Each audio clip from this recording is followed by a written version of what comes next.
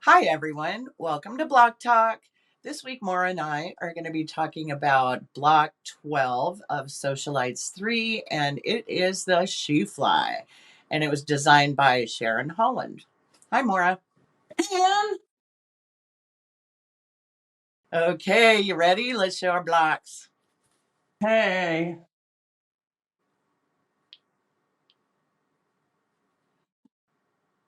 Pretty. okay, leave yours up so I can see it. Oh, I love yours. Oh gosh, I had to. that is awesome. Oh my gosh. I love purple and orange together. Yeah, so you decided to do your 4 outer squares all the same color. Yeah, I don't know. I'm kind of trying to stay simple on it. The pattern was showing the at first I thought it was all 4, and then I looked at the pattern and it was 2 and 2. Opposite corners. Yeah. Yeah, so I went with that.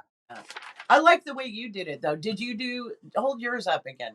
Oh, it's so cute. I really like that Yeah. green fabric. I think again I'm doing better on my color balancing. I'm doing better with my fabric choices. Your Yeah. points. Yeah, and my points. Yeah, I had one that was just a smidge off and I was like, good enough for me. I hear ya. Is that a particular fabric line, or did you just curate that from your stash? Scrap stash. Really nice job curating it, by the way. Thank you. Thank you. I'm loving the colors. Absolutely Yeah, loving the colors. it's going to be a beautiful quilt. Are you keeping it? We haven't gotten that far yet. You see how much you like it. Yeah, yeah. You'll See who's keep getting it. married that month when I finish it. Yeah, I know. I hear that. I've given up some quilts that I really wanted to keep, but sometimes you got to let them go, you know? Yeah, yeah, yeah. Well, did you rip any seams? I did not rip a single seam. So I ripped the end of a seam, The end like a partial? I don't think that counts. like 10 stitches. No? Nah, that doesn't count. That's not a good try. Okay, nobody gets a point on that one then. Yeah, nobody gets a point. No, because I've done it before. You did a really good tutorial, and then I liked when you gave the history of the Shoo Fly. Remember? Isn't it one of the main ones they used to use to train young girls to quilt? I can't remember. I'd have to go back and watch your video, but you should put a link. Oh, that's a good idea. I love the history of where this was original, like some of them being welcomes for the Underground Railroad. Yeah. And, some of them were really cool in the messaging. I think it was. I think a lot of them are, and it's really hard to say for sure because the historical recording of that time period isn't awesome, especially around the Underground Railroad, because they couldn't exactly walk around boasting that they were, helping Exactly. slaves.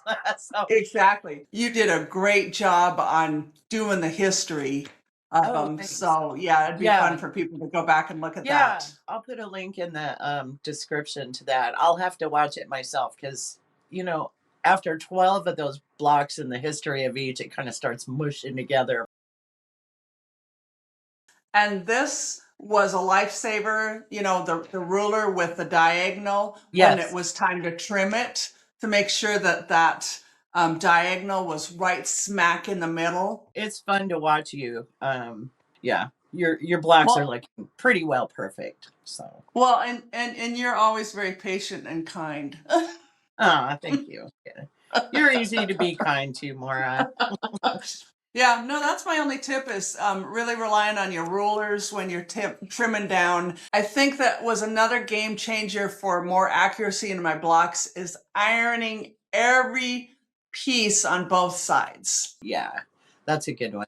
And now I make sure that, and I might have seen it on Kimberly's video. She definitely makes a is a difference. precision quilter, and she definitely does all the steps and then some. Her stuff is perfect. Look at the back of mine. That looks good. Is there a problem? No, that's the whole point of it. There's no twisted seams. There's no, yeah. I made a bad decision on this little Shoo Fly in here. I didn't realize that I could have pushed this to the center, pressed it to the center before I sewed. So Oh, it would have looked pretty good back there too if it wasn't for that. But I had one flip seam, but who cares, right? how minute is that? For a 6-inch block, the finished size for these squares are 2 inches. The unfinished size is 2.5. So Okay. I had to do the math. If you look at it, you can see that the center square is smaller than the outer triangles. Like you Oh, don't okay. notice it visually, but I Yeah. have to because you can't divide 2 by 3. Yeah. It's 3 columns in 2 inches. So the outer ones are 1.25 and the inner ones 3/4 or something like that. There was some math. Actually, I'm going to hold the sheet up with my math on it in case anyone wants to do the same, make a tiny one. I don't really have any tips. I do have questions though. For people that do tiny piecing, like this one that finished at 2 inches, how do you hold those tiny pieces of fabric? Do you like use glue or tweezers? Because there has to be a trick. So if you guys could please tell me in the comments below, I would love to get any tips that you have for that. Like basting? Like, do you mean like before because it's too tiny for pins and Well, they're so tiny, they're hard to hold on to, you know? I'm kind of surprised that your machine isn't sucking them in into the bobbin case. That's what I happens to don't me. have an issue with that Okay. ever. Okay. I don't know why. I'll I get the don't know. tips of the I'll get the tips of triangles, the corners of triangles that just start sucking into the feeder wrong and Yeah, maybe somebody out there has a suggestion for that for Mora because I have heard that problem before. So, yeah, if anyone has any tips for a machine that kind of tends to suck your corners down into the feed dogs. yeah, because when I do sew something intricate like you just did, um, that would be yeah, my machine would want to eat it. What was your time, man? 22 minutes. You beat me. No way. I was just shy of 25 minutes. Okay. I did Yeah. beat you, girlfriend. I'm sorry. Mhm. No, you're not. Oh my God. No, I'm not really. So, listen, here's the problem I had. This is unique, I think. I don't think I've ever heard this one, but I'm sure a lot of people have done it.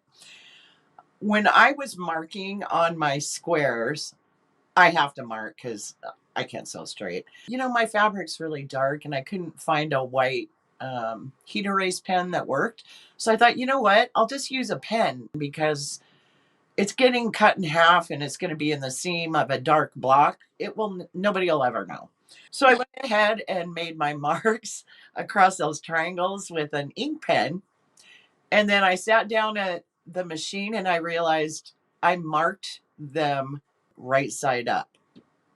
Oh I didn't make, no. yeah.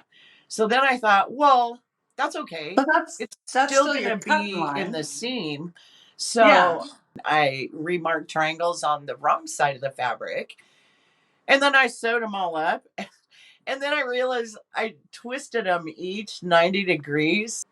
I'm not seeing it, but I'm sure I'll see it in the video. So Is it? there's a Oh, it's there's a line. across. Yeah. Oh, I, whoopsie. I had accidentally Whoopsie. twisted them. I forgot to make the mark Whoopsie. on the back the same direction. So I had all four of these sewn before I noticed, and I did them all. Well, spritz it with a little hairspray and that'll come out. The hairspray, I think, is what you use to remove ink. Really? I I didn't think know so. that. Yeah, I think so. Huh. Well, Yeah, just try that. as who has hairspray these days? I found it in tips from a 1940s book, so. Oh my gosh, that's pure gold right there. Wow. Good to know. I'm sure some quilters would like to know that out there who's have grandkids or something that wrote on their quilts. So, I, yeah. I, I used to be up on all those. Hydrogen peroxide for blood. Oh, oh, that makes sense. Kind of. Yeah. Blood and vomit. Oh, good to know. Don't ask me how I know. Don't puke on your quilts, people, please. Don't. No struggles for you. No, no. It was a super easy, but I'm looking at the coming up list, and it's like I think it's a challenging from here on out to July. Oh, well, I like that they did it that way because that gives kind of the newer quilters a little time to sort of dial it in because otherwise you could really get discouraged. And you know what I mean? I'd hate to see a new quilter get discouraged because there's so much joy and there's so many rewards it gives us that, Oh, you got to stick it out and hang in there. yeah. Dan's sister was an amazing seamstress, and she was really into quilts. She loved quilting, and but she didn't do it herself. And I'm like, why not? And she was, I mean, she really appreciated the art. She watched videos on it. She really paid attention to it. And she was like, I'm just too much of a perfectionist.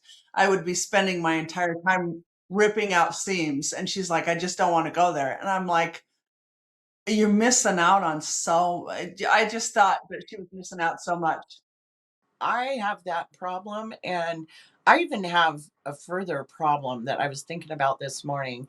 And that is not picking up new things and starting new things because I haven't finished the last old thing. And Oh, that's a real problem because what happens when I start getting sick of a project, it's just like, we all do when it's takes yeah, like yeah. time. I don't come into the quilting room and it's just so bad. So I need to learn how to start new projects, even though old ones are going on. And so, yeah, that's my assignment. Mm.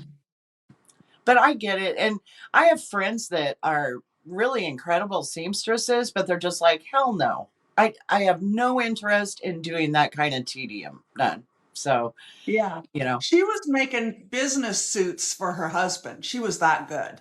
oh And my dress God. shirts for her husband. She was crazy good. And Wow. I was like, why aren't you, oh, your quilts would be beautiful. And she was like, she says, I would just trip up on the perfection of it. And she says, it would drive me nuts. Well, But and she when loved you're it. being so particular like that, it takes 5 times longer to get a quilt out of it. So the Yeah. reward is a lot further away, I think. So, Uh, but it's so, to me, I mean, to step back after you finished a quilt and go, I did that.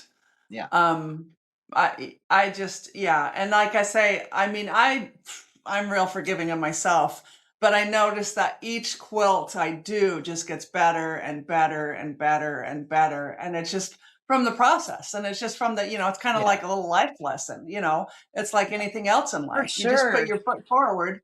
Well, and that's one of the gifts of quilting to me is it requires you to focus, Yeah. and for a lot of us that have a whole committee going on up there, it's well, it's kind of a break. Yeah. It quiets everything down for me anyway, so I just love it.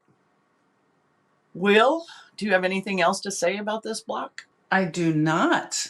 I do not. It Okay. was fun. It was fun. It was nice and easy, but I think it's just a false sense of security before we start the uphill battle. Well, I like the placement that they made of this block in the lineup. I think it was strategic and I get it. So we've been warned.